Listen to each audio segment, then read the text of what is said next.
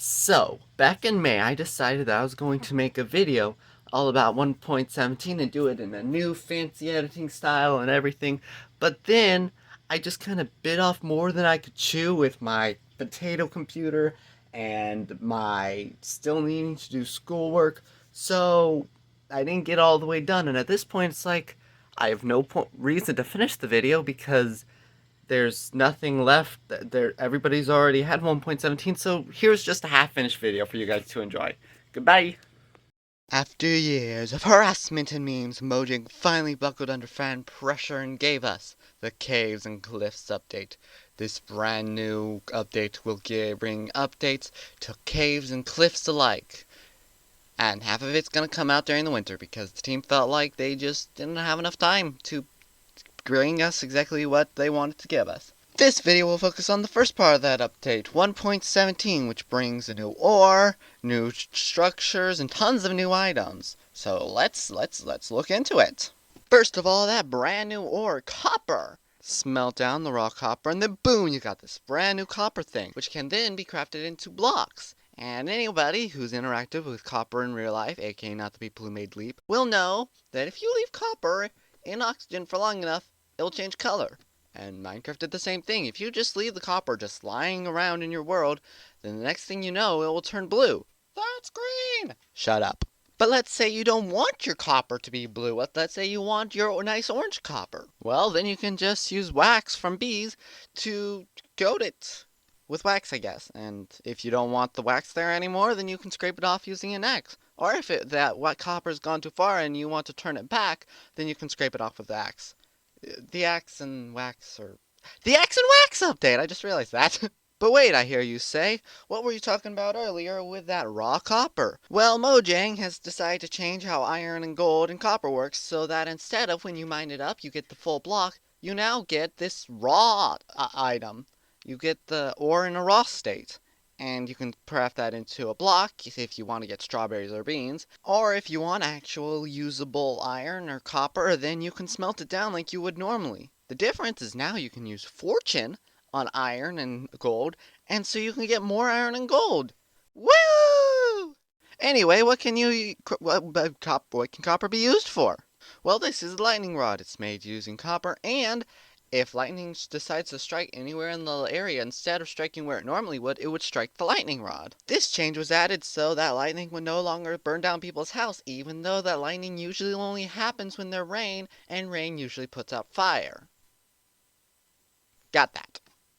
Lightning rods also put out a redstone signal, and if the lightning rod actually hits copper, then it can actually oxidize it quicker. You're stupid! I can see you quite clearly. Thanks to the new spyglass! That was a good transition! Thank you. If you right click while holding a spyglass, you can look very closely at things, and if you don't want this annoying border thing, then you can just hit F1, or whatever you rebound it to. But wait, I hear you saying, what's this other thing in the recipe? Well, for that, we must talk about the amethyst. This cool new structure is how you find crystals. They grow on these special little budding amethyst blocks, which can't actually be mined up with any pickaxe. So if you want to farm crystals, you have to farm them right here, or you can be Ranboo. Another thing that crystals can be used for is tinted glass, which is basically just normal glass, but the light level doesn't actually go through it. So if you want to watch the mobs inside your mob farm die, and you don't want to lighten it up so that the mobs don't spawn in the first place, then you can use this cool tinted glass. Anyway, that's all that crystals can do, but while we're talking about new items, let's talk about the bundle. Have you ever had your inventory just full of random junk?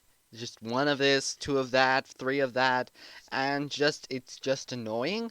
Well, with the new bundle, all those stray items can all be collapsed into one single inventory space.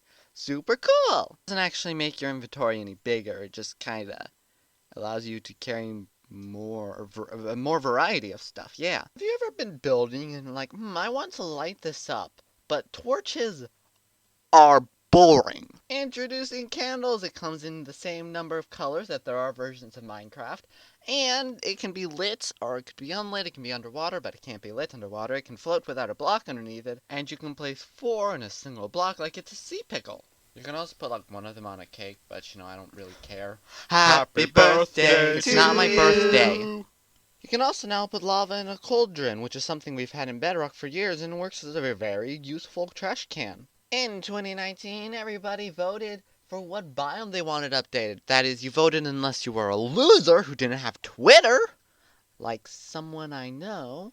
You guys picked Snow Your Snow, even though that chest boats are 100% the way to go. Anyway, that's where the cliffs part of the update came in. Powder snow is a block that if you walk over, you will fall into it, and if you stay in there for too long, you will freeze to death.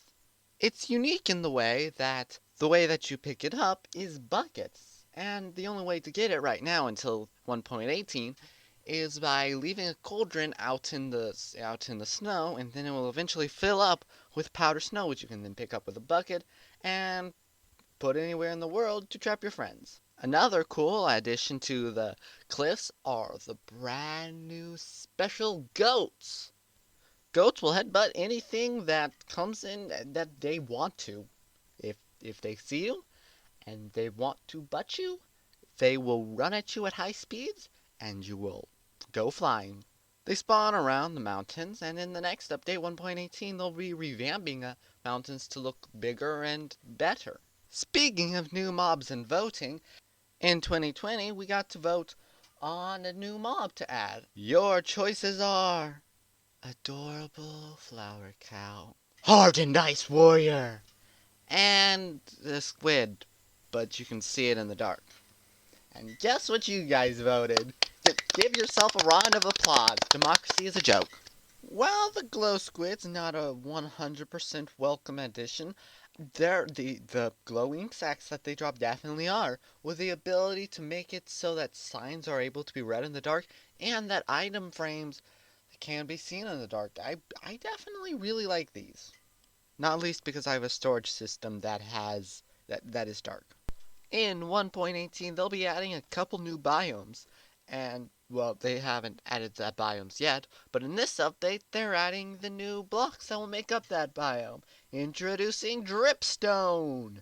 Dripstone comes in two forms: this full block form that looks pretty great, and the pointed dripstone, which is basically just stalactites and stalagmites, but they didn't want to separate it into two different things, so that you can take one and you can place it on the ceiling to make a stalactite, or you can place it on the floor to place a stalagmite. And pointed dripstone is, I think, now the 7th block that is affected by gravity under certain circumstances.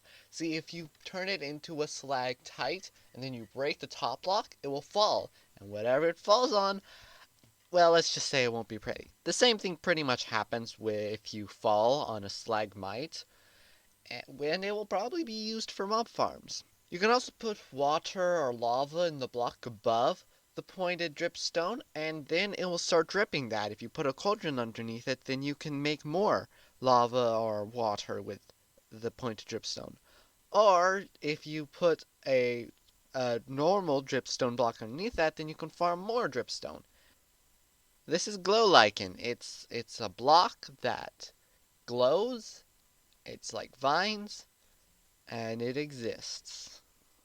Moving on. Let's talk about the school lush caves. Once again, lush caves aren't actually in this update, but if you go over and talk to a wandering trader, or maybe you can find some in an old shipwreck, then you can get all the blocks that make up it. And one thing you can find is azalea bushes, which look pretty cool.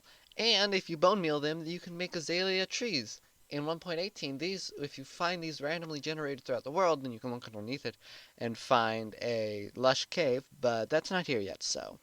Glowvines and glowberries, they are like normal berries, except they hang from the ceiling.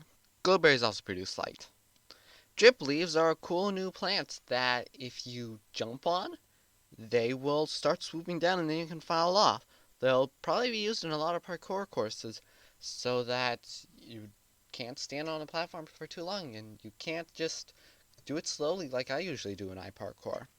Hanging roots and rooted dirt. If you bone meal rooted dirt, then you can get roots. And if you use roots and craft it with dirt, you can get rooted dirt. And finally, moss. If you put moss down in the ground and then you bone meal it, it will replace a bunch of the stone or dirt around it with moss, and then on top of that, it will create a bunch of stuff like moss carpet and all the rest of the stuff that I just talked about.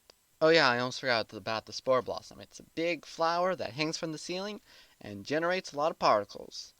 This is Grimstone. It will generate near the bottom of the world.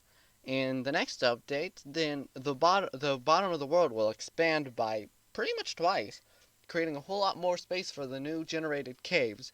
And half the world will be covered with this Grimstone, which is why there's also Grimstone ores, which you can also find those, but there's not that many of them. Grimstone has a whole slew of cool new building blocks, and I can't wait to get my hands on them. Well, technically, I already have my hands on them when this video comes out, but I'm recording this video like months before the update comes out. And last, but certainly not least, is Gulk sensors. The reason why I put this at the end of the video is that you won't actually be able to get your hands on them in survival mode, but they are in creative mode. So if you want to use this brand new redstone device that is able to sense vibrations around it, then, just hop into creative mode and have fun. Anyway, thank you for watching this video. Subscribe. I hope you like the new style. I know I've been gone for a while, but I'll probably explain it in a future video. Yeah, bye. Blue Skidoo, I go now. Bye.